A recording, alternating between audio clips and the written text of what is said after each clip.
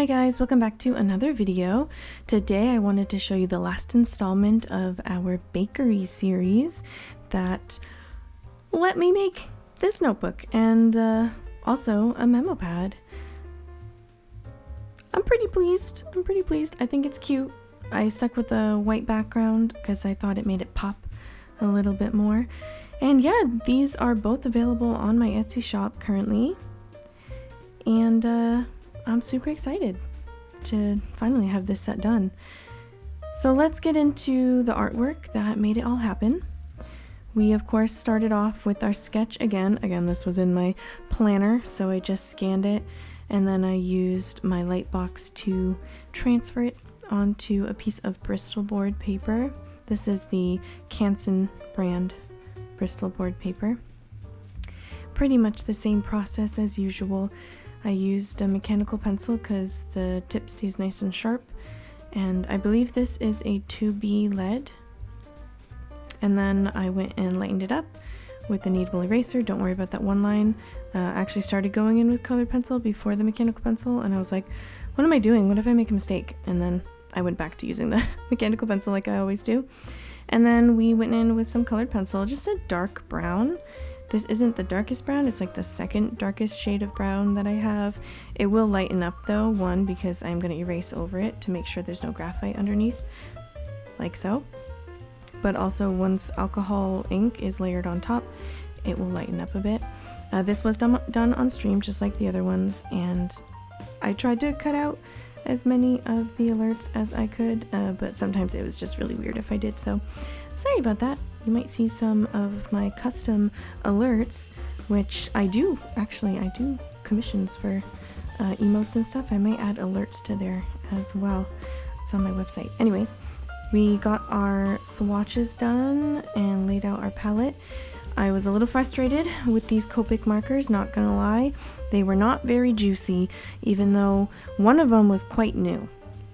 Neither of them are very old, but one of them was quite new, so I have a feeling someone might have used it in the shop, or like maybe someone tried it out and then didn't put the cap on properly. I don't know.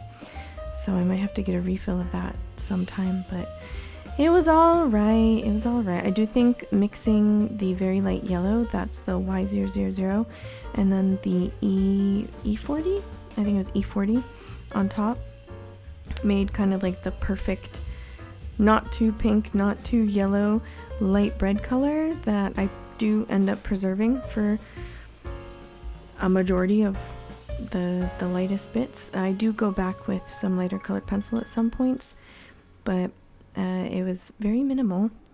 So I think I finally got the bread color down without much effort. Finally the last illustration in the set.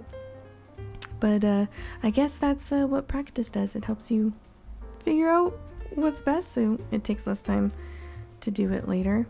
So the color mixing, I think I knew what I wanted it to be at this point. So it was pretty easy to pick and choose my colors and blend them out. The only weird thing was this baguette is a slightly different color than like the cinnamon roll, or like the donut has icing on it and it's quite light at the bottom. So I was mostly trying to match the croissant palette, and so I cut this out because it looked really bad on the video, but I did keep turning to my swatches from my croissant illustration, and we picked and chose some colors from there. Mostly they were the same. I think the one exception is I might have used light camel here just because we needed some more in-between shades for, I think, not just the lighting, but just because it's a different texture. It was a little smoother than the croissant, not as many sharp ridges. So that was really the only difference, I think. And we just went for it. So initially, the first little bit here, when it was mostly light colors, I was like, is it looking like bread yet?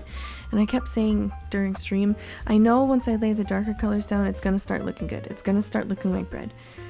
And I think once we got to, maybe not this shade, because once this shade dried, of course when you lay it down it's really wet and then it dries a little lighter, I was like, oh, it's not really popping yet. But once we got to the next color, the next color, it started actually looking like bread instead of just like a lump of beige. So I was quite pleased about how it was coming together.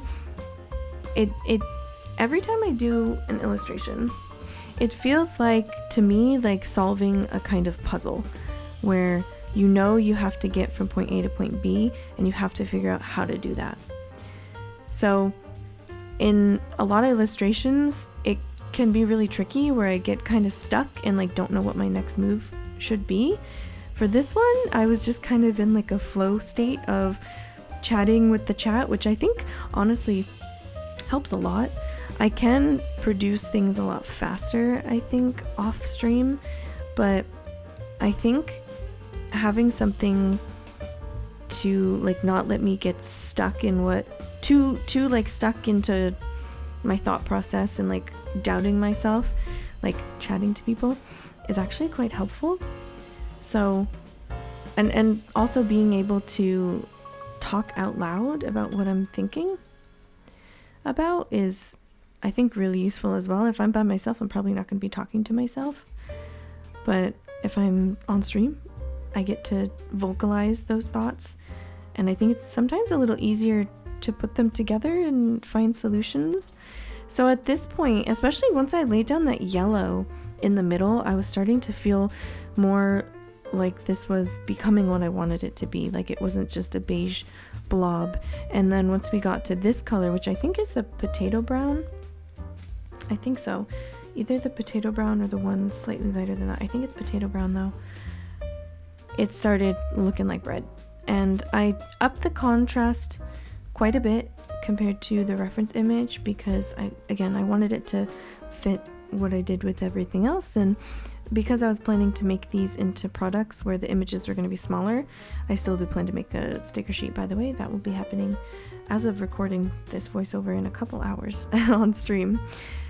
Because they will be smaller, they have to be more easily readable even at a smaller size, so I tend to up the contrast for a lot of my illustrations, which I like even in a larger size anyway. But I think the main difference is, one, the contrast, but also compared to the reference image, the color is a little bit different. I think the reference image is a bit warmer.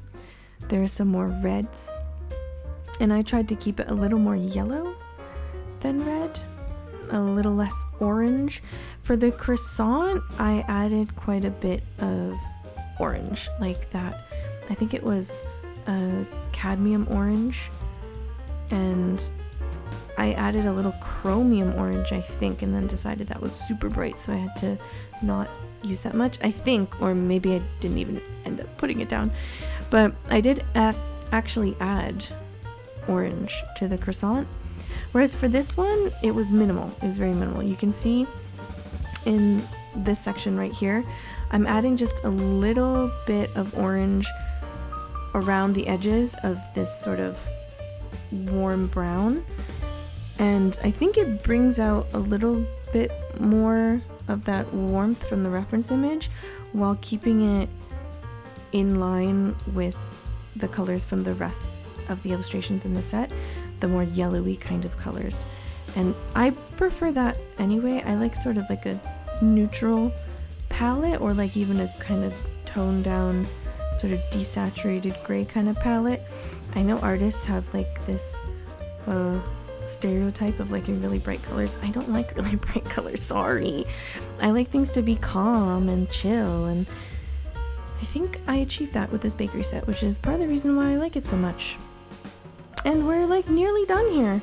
At this point, I was just doing sort of the finishing touches. I went and chose like a sort of really light kind of like gray brown. I think this is actually a yellow gray. And I was doing some of the texture, which may or may not appear in a smaller format, but I liked it how it was now. I considered going in with colored pencil, but I think it would have been a little too harsh. So I went in with the marker instead, and I think it looked pretty good. And then I just wanted to add a little bit more of that sort of dark, almost like extra bakedness to some of the areas. And I went in again with, I think this was another yellow gray, a slightly darker one, just for some other little bits of texture. and another in-between shade just to sort of soften the transitions between, I know a lot of the transitions are in like really crispy bits, and so they should be pretty harsh because they're like really solid lines, but some of them I wanted to be a little bit more of a gradient, so that's what I went in for. And just a little back and forth at this point, like tightening up some things and then softening some other things, and then I was ready for colored pencil basically at this point. I just wanted to crisp up the lines around the edges, and there was very little that I needed to do inside of the baguette. Like, I didn't really want to add darker lines along like the middle part because I thought it already looked pretty good and it didn't really need to be any more crisp because I already went in with quite a dark color. I think it's the like mahogany color that I use like right there, and just a tiny bit of black to crisp it up. I don't think it was even black. I think it was just a sepia. And this is where I layered on a little bit more of a lighter color. It took a while for me to find what color looked good layered on top of these browns to be more of like a beige and not just yellow. But I found it, and then we went in with our Holbein soft white. And I didn't even use any gel pen. I didn't think it needed it. Just a little bit of this really soft colored pencil that layers quite opaquely, but not like as opaque as a gel pen, just to bring out some of that texture. And we were done. That was it. Thank you so much for watching, and yeah, I'll see you guys in the next one for the next set. Bye!